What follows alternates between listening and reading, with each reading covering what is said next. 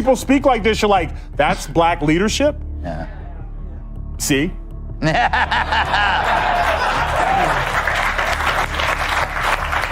You ever wonder why some politicians don't just make headlines?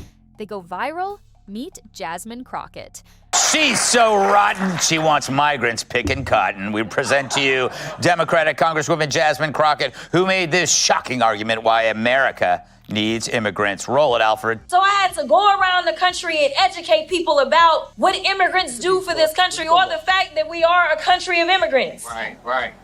The fact is, ain't none Settlers. of y'all trying to go and farm right now. Okay, so I'm lying. Raise your hands. You're not. We done picking cotton. We are. You can't pay us enough to find a plantation. Tyrus, I go to you for no particular reason. Is she making any point there? Her career seems built on chaos, controversy, and commentary. So much that you might forget to ask what she actually does. To her fans, she's a fearless truth teller who doesn't back down from anyone. To her critics, she's a chaos merchant, turning every platform into a personal stage. Either way, her name has a way of sticking in your head, and not always for the reasons you might expect. But here's the thing most people miss. For all the viral moments, there's a whole other layer beneath the one-liners. The soundbites might get the clicks, but the real story is messier, more strategic, and maybe more dangerous for her political future than she realizes. Like this makes me wish my mom made different father choices. Because we all get sucked into this. Like, this is... If you're going to talk about black history, at least know it. This is... At least know it, okay? But it goes back to, that was 45 seconds of some of the... Like, Kamala, you good right now.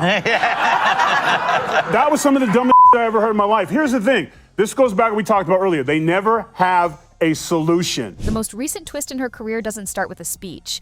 It starts with a map. Texas Republicans aren't just tweaking district lines, they're redrawing the political battlefield entirely. And in Crockett's case, the new map could push her right out of her own seat in the 30th district. That's not just an inconvenience. It's a political earthquake. It could mean running in the newly drawn 33rd district, facing a whole different voter base, or risk being sidelined completely. She's calling it what she believes it is, a targeted move to dilute the voting power of Black, Hispanic, and Asian communities. Governor Greg Abbott, never one to let a political challenge go unanswered, accused her of playing the race card. It's Ted Cruz. I mean, like, this dude has to be knocked over the head, like, hard, right? Like, there is no niceties with him. And to be clear, free speech is not about whatever it is that y'all want somebody to say. And the idea that you want to shut down everybody that is not Fox News is bull. We need to stop playing, because that's what y'all are doing in here. But wait, this was her before she went to D.C. It's good to see you in the new year. You know, no one could have told me that when I went down to Austin, now it looks like a little bit over a year ago, that I would be running for Congress. It's just not what my plan was. But what I've always decided is that I would step up when there was a need. Tyrus!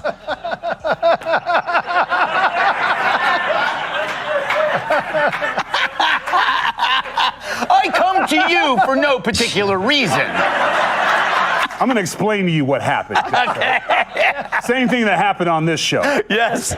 She got the job. That was the get the job voice. And turning the state's redistricting process into what he calls a referendum on identity politics. The back and forth has quickly gone from a legislative discussion to a full-blown ideological war. The lines on the map aren't just political boundaries, they're battle lines. And behind closed doors, operatives on both sides are treating this like a chess match. Every move matters. Every district shift could change the entire balance of power. Ann Crockett's next step could define her career, or end it. But the map fight is just the opening act. Dig a little deeper, and you find a different kind of controversy, one that's got nothing to do with geography and everything to do with personality. She's number one at being dumb, the new face of the DNC. Gather round, cause that's our Jasmine. Nice. Jasmine Crockett still conceals the meaning of Hot Wheels. The Texas congresswoman still won't apologize over making fun of Texas Governor Abbott's disability. Here's what she said that kicked it off. We in these hot-ass Texas streets, honey. Y'all know we got Governor Hot Wheels down there. Come on now. Whoa. And the only thing hot about him is that he is a hot-ass mess, honey. So, Now, she claims that she wasn't talking about Abbott's wheelchair at all. Yet she's mentioned Abbott's wheels before. In 2022, she posted Beto's rolling around the state. Where is Abbott rolling to? And according to the Washington Free Beacon, Crockett also liked several Facebook comments referring to Abbott as Hot Wheels back in 2021. But is Jazz having an identity crisis? This is her now. Multiple former staffers have painted a picture of a boss who's more absent than present. They say she's rarely at her Capitol Hill office, preferring to work from her upscale apartment and only showing up in person when cameras are rolling. And when she is around, some claim it's a tense environment, public scoldings, shouting matches, and a management style one aide described as all diva, no wow. One story making the rounds involves her demanding a chauffeured ride, specifically in an Escalade, rather than taking a standard car service. Another has her snapping at an aide with the line, "Do you really want to be here? If not, you can leave."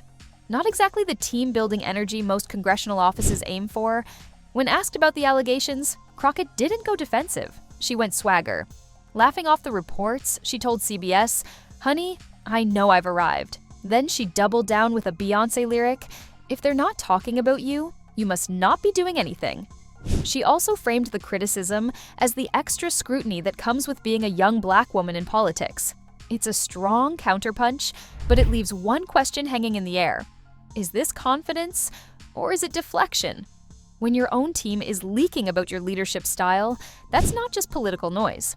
It's a warning light on the dashboard. Then there's the media moment that flew under the radar for most voters, but raised eyebrows in the press. The Atlantic was preparing a profile on Crockett. Standard stuff, until the writer started speaking with other Democrats. That's when, according to reports, Crockett tried to shut the whole thing down. Not to clarify quotes, not to fix inaccuracies, to kill the story entirely. Journalists saw it as a red flag.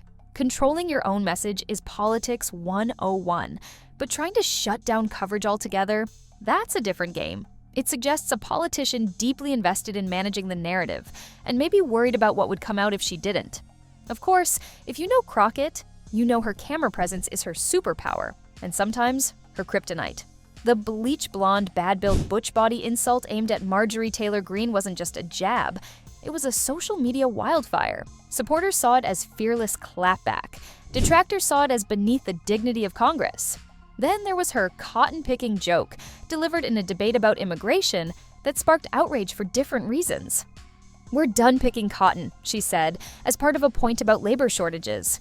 Critics pounced, calling it racially charged and needlessly inflammatory. And who could forget the Hot Wheels remark directed at Governor Abbott? She insisted it had nothing to do with his wheelchair use. But given some of her past posts and online interactions, plenty of people aren't buying it. These aren't one-off slip-ups. They're part of a consistent pattern, using sharp, memorable, sometimes risky language that plays well online, but can alienate the very voters she needs to win over. Watch old footage of Jasmine Crockett, and you might think you're looking at a different person. Back then, she was a composed, careful attorney explaining why she felt called to public service. No theatrics, no viral moments, just policy talk. Compare that to today's Crockett, quick with an insult, switching tones and accents depending on the crowd, leaning hard into the kind of rhetoric that trends on TikTok and Twitter. One commentator summed it up bluntly. That's the get the job voice. Once you're in, you let the real one out.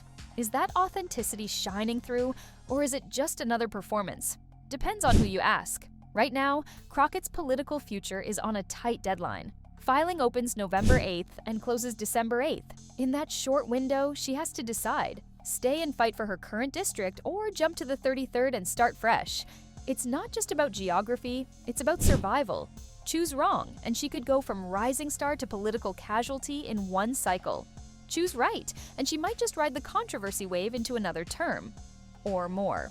The thing about Crockett is she's mastered a certain kind of modern political game. Outrage as fuel. Every viral moment keeps her in the conversation. Every criticism gives her another chance to clap back. In an era where attention is power, she's got plenty of both. But here's the flip side. Outrage can build a brand, but it can also burn it down. For every supporter who sees her as fearless, there's another voter who sees her as reckless. And in politics, perception can shift overnight. So, where does that leave Jasmine Crockett? At a crossroads. Her next move will either cement her as one of the boldest voices in Congress, or as another cautionary tale about the fine line between being unforgettable and being unelectable. Because in the end, the real question isn't whether she can make headlines, it's whether she can survive them.